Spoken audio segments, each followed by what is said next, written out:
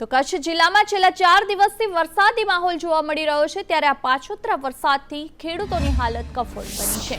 મુન્દ્રા તાલુકાના કણઝરા ગામે પવન સાથે વરસાદ પડતા ખેડૂતોના ઊભા પાકને ભારે નુકસાન પહોંચ્યું છે। પાછોતરા વરસાદને કારણે મગફળી, તલના પાકને નુકસાન પહોંચ્યું છે, તો 100 થી 125 હેક્ટરમાં મગફળીનો પાક સોથ વળી ગયો, તો 150 હેક્ટરમાં કપાસ અને તલના પાકને પણ નુકસાન પહોંચ્યું, જેને કારણે ખેડૂતોને પડ્યા પર પાટું જેવી સ્થિતિ સર્જાઈ છે।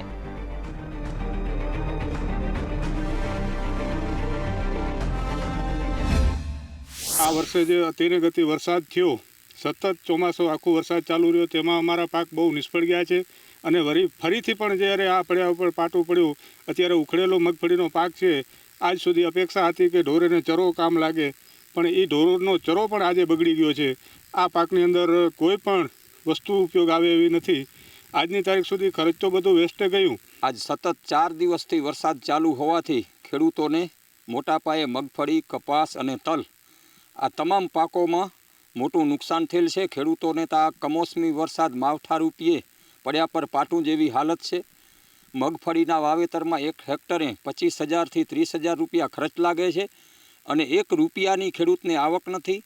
તો અમે સરકારશ્રીને એ નમ્ર વિનંતી છે કે મુખ્યમંત્રીએ જે જાહેરાત કરી હતી કે એક ખેડૂતને જો કમોસમી વરસાદમાં નુકસાન થાય માવઠાથી તો હેક્ટરે 20,000 ને 4 હેક્ટરની જે મર્યાદા હતી, આવું કંઈ થોડું ઘણું મળે। પહેલે દિવસે જ વરસાદ આવી ગયો, હલર લગાવ્યું ને વળી પાછો એક દિવસ સુકાવા દીધું, એટલે પાછો બીજે દિવસે પણ વરસાદ આવ્યો અને ત્રીજે દિવસે સતત વરસાદ આવ્યો, એટલે હવે આ જે અમારો માલ છે અત્યારે હાલ ઘડી હાવ પલળી અને ખરાબ જ થઈ ગયો હોય। દેશ ન્યૂઝ ચેનલની ટીમ આવી છે મુન્દ્રા તાલુકાના કણઝરા ગામે, અને કણઝરા ગામે જે ખેડૂતોની વ્યથા છે તે આપણે જોઈ શકો છો કે આખી મગફળી છે તે આખી મગફળીનો સોથ વળી ગયો છે। અને ખાસ કરીને વાત કરવામાં આવે તો કણઝરા ગામમાં કપાસ, તલ, મગફળી વગેરે કમોસમી વરસાદને લીધે જે સોથ વળી ગયો, જેમાં દાણા પણ હાથમાં નથી આવી રહ્યા। જ્યારે અહીંયા ખેડૂતોનો જે હલર લાગલ હતો જે મગફળી કાઢવા માટે, તે પણ વરસાદને લીધે મગફળી પણ કાઢી નથી શક્યા ખેડૂતો, અને જે વરસાદના લીધે જે આખો જે પાક છે જે પાક નિષ્ફળ ગયો છે। જય જોશી, સંદેશ ન્યૂઝ, મુન્દ્રા, કચ્છ।